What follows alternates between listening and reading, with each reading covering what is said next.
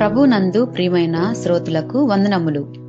ఈ పోడ్కాస్ట్ కార్యక్రమంనకు స్వాగతం. మీ అందరి కొరకు ఈ కార్యక్రమమును ప్రసారం చేయుచున్నాం.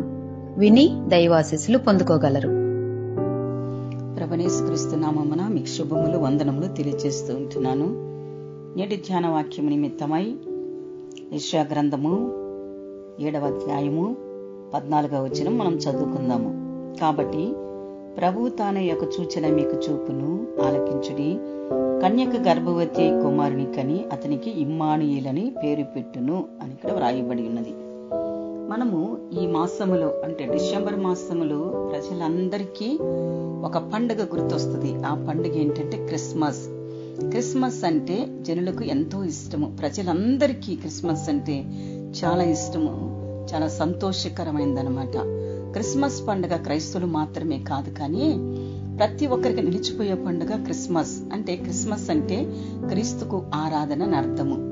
సో ఆ పండుగని ప్రజలందరూ సంతోషకరంగా జరుపుకునే పండుగ క్రిస్మస్. సో ఆ క్రిస్మస్ ని ఈరోజు క్రైస్తవులమైన ప్రతి ఇంటిలో సందడిగాను, ఎంతో సంతోషముగాను పలహారాలు చేసుకోవడము, మరింత కాకుండా బట్టలు తెచ్చుకోవడము, బట్టలు కుట్టించుకోవడం ఎంతో హడావుడిగా ఉంటారన్నమాట.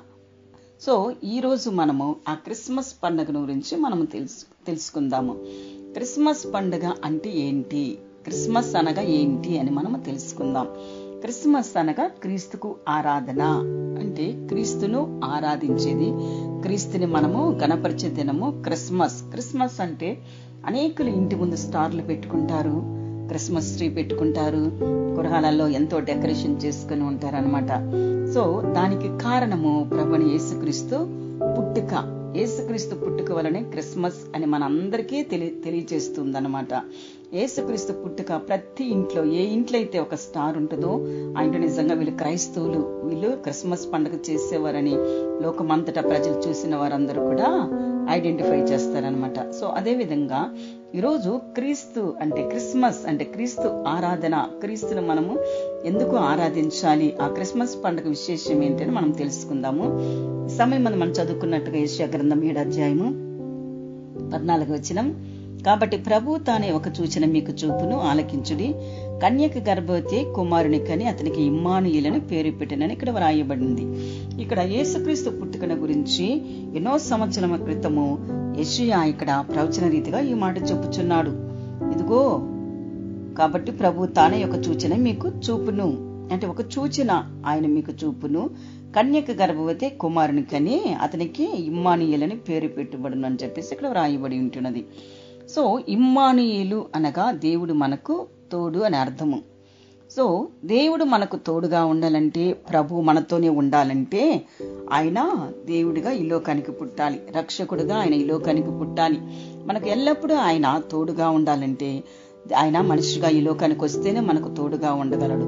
సో ఆయన ఈ లోకానికి రాకపోతే మనకు తోడు ఎలా ఉండగలడు? అందుకే ఆయన మానవ రూపమెత్తి మానవుడిగా ఆయన ఒక మనిషిగా ఈ లోకమునకు వచ్చినట్లుగా మనము చూస్తూ ఉంటున్నాము. ఇదిగో నేను యుగ సమాప్తి వరకు మీతో కూడా ఉన్నానని చెప్పి మత్తయి సువార్త 28వ అధ్యాయము 20వ వచనంలో రాయబడి ఉన్నది. ఆయన యుగ సమాప్తి వరకు మనతో ఉండాలని, యుగ సమాప్తి మనతో నడవాలని, యుగ సమాప్తి వరకు మనతో కలిసి ఉండాలని దేవుని యొక్క ఆశయం ఉన్నది. కాబట్టి ఆయన దేవుని కుమారుడై ఉండి ఎవరు విడిచిపెట్టకూడని భాగ్యమును ఆయన విడిచిపెట్టి మానవునిగా మానవ రూపముతో ఈ లోకమునకు వచ్చినట్లుగా మనం చూస్తున్నాం. ఆయన శరీరాన్ని దాల్చాడు. శరీరంగా ఆయన శరీరమును మనుషులము ఎలా అయితే సమస్తమును శరీరము కలిగి ఉన్నాము, అదేవిధంగా ప్రభుని యేసుక్రీస్తు కూడా ఆయన ఒక మానవ రూపంతో ఈ లోకమునకు వచ్చినట్లుగా మనము చూస్తుంటున్నాము. ఆయన యుగ సమాప్తి వరకు మన తోడు ఉండే దేవుడు. ఇమ్మానుయేలు అనగా దేవుడు మీకు తోడు అని అర్థం అనమాట. మత్తయి సువార్త 1వ అధ్యాయము 22వ వచనములో కూడా వ్రాయబడి ఉన్నది. ఇదిగో కన్యక గర్భవతి కుమారుని కనును, ఆయనకి ఇమ్మానుయేలు పేరు పెట్టుదురు అని ప్రభువు తన ప్రవక్త ద్వారా పలికిన మాట నెరవేరునట్లు ఇదంతా జరిగేను అని ఇక్కడ వ్రాయబడి ఉన్నది. యెషయా ప్రవక్త ద్వారా దేవుడు ఆ రోజు ప్రవచన రీతిగా మాట్లాడి చూపించిన ఆ ఇమ్మానుయేలు ఇక్కడ మత్తయి సువార్తలో కూడా 1వ అధ్యాయం 22వ వచనములో ఆ ఇమ్మానుయేలు ఆయన మనకు తోడుగా ఉండాలని ఆశించిన దేవుడు మరియ గర్భమున ఉద్భవించుతున్నట్లుగా మనము చూస్తుంటున్నాం. ఆయన మరియ గర్భమున ఆయన వచ్చి ఆయన గర్భములో పరిశుద్ధాత్మ వలన మరియ గర్భం ధరించినట్లుగా మనము చూస్తూ ఉంటున్నాము. ఈ విషయం అందరికీ తెలిసినదే. ఆమె లోకానుసారంగా యేసుక్రీస్తుల వారు పుట్టలేదు, కానీ ఆయన పరిశుద్ధాత్మ ద్వారా ఆయన పుట్టినట్లుగా మనము చూస్తూ ఉంటున్నాం అన్నమాట. ప్రవచన రీతిగా ఎంతో మంది భక్తులు యేసుక్రీస్తు పుట్టుకను గురించి వ్రాసి ఉంటున్నారు. ప్రవక్తల ప్రవచనాలు మరలా అవి నెరవేర్పు మనము చూసుకుంటాం అన్నమాట. లేఖనములో మత్తయి సువార్తలో కానీ లూకా సువార్తలో కానీ అనేక సువార్తలలో కూడా ఈ యొక్క విషయాలు మనం చూస్తుంటున్నాము. యేసుక్రీస్తుని గురించి ప్రవచనాలు 300 వరకు రాయబడినట్లుగా లేఖనంలో మనము చూస్తూ ఉంటున్నాము. ఆ ప్రవచనాలన్నీ క్రొత్త నిబంధన కాలంలో నెరవేర్చబడుతూ ఉంటున్నాం అన్నమాట.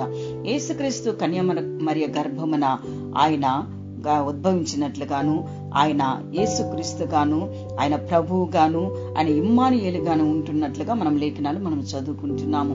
ఈ రోజు మనకు ఇమ్మానుయేలు మనకు తోడుగా ఉండాలి అంటే ఆయన మన కోసం జన్మించాలి, ఈ లోకానికి రావాలి. కాబట్టి ఆయన మానవ శరీర రీతిగా ఆయన మానవుడిగా ఈ లోకమునకు వచ్చి మనతో ఉంటూ మనకు తోడుగా ఉంటూ ఇమ్మానుయేలుగా ఆయన మనతో ఉంటూ మనల్ని నడిపించేవాడు ఉంటున్నాడు.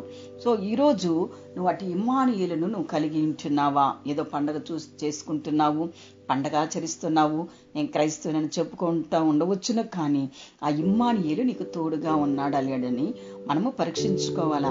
ఇమ్మానుయేలు మనకు తోడుగా ఉండాలంటే మనము ఎలా ఉండాలి? ఆ ఇమ్మానుయేలు మనకు తోడుగా రావాలంటే మనం ఎలా ఈ లోకంలో జీవించాలి? ఎలా ఉంటే ఇమ్మానుయేలు మనతో ఉంటాడని మనము ఒకసారి ప్రశ్నించుకోవాలన్నమాట. ఒకడు నన్ను వెంబడింప కోరిన ఎడలా తను సిలువనెత్తుకు నన్ను వెంబడించాలని అక్కడ వ్రాయబడింది. సో క్రీస్తుతో మనతో క్రీస్తు ఉండాలంటే మనము క్రీస్తు చెప్పిన మాటల ప్రకారం మనం ఎప్పుడైతే జీవిస్తామో అప్పుడు క్రీస్తు మనతో ఉంటాడనమాట. ఆ ఇమ్మానుయేలు యుగయుగములు మనతో ఉండాలని, సదాకాలం మనతో ఉండాలని, సదాకాలం మనతో నడిపించాలని ప్రభువైన యేసుక్రీస్తు వారు ఈ లోకములకు వచ్చినట్లుగా మనం చూస్తుంటున్నాము. ఆ ఇమ్మానుయేలునకు అర్థము భాషాంతరం నా దేవుడు మనకు తోడని అర్థం అనమాట. ఆ తోడుగా ఉండవలసిన దేవుడు మనకు తోడుగా ఉంటూ మనల్ని నడిపిస్తూ ఈ లోకములో మనము జీవింప చేస్తున్నాడంటే ఆ ఇమ్మానుయేలు మనకు తోడుగా ఉన్నాడు. ఒకవేళ ఆ ఇమ్మానుయేలు నీకు తోడుగా లేకుండా ఉన్నట్లయితే, ఆ ఇమ్మానుయేలు నీకు తోడుగా ఉండేట్లుగా ఈ లోకంలో బ్రతికినట్లయితే ప్రభు నీకు తోడుగా ఉండి నిన్ను నడిపించి ఆశీర్వదించునుగాక. ఆమేన్. ఈ కార్యక్రమమును గూర్చి మీ సలహాలు మరియు మీ ప్రార్థనా అవసరతల కొరకు మమ్మను సంప్రదించవలసిన మా ఫోన్ నంబర్ 9448585039 మరియు ఈమెయిల్ ఐడి info@fibaonline.org.